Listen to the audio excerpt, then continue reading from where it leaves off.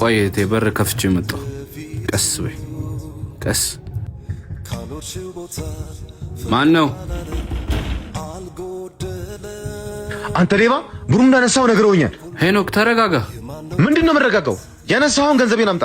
ኧረ እህቴ ፊት አታዋርደኝ፣ ታማብኛለች። ገንዘቤን ነው ያልኩ። እቺ ሽባ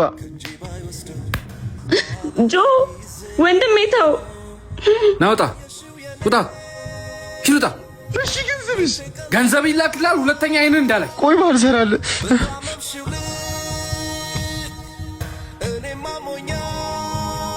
በእኔ ምክንያት ሌብነት ጀመርክ አይደል? ሸክም ሆንኩብህ አይደል?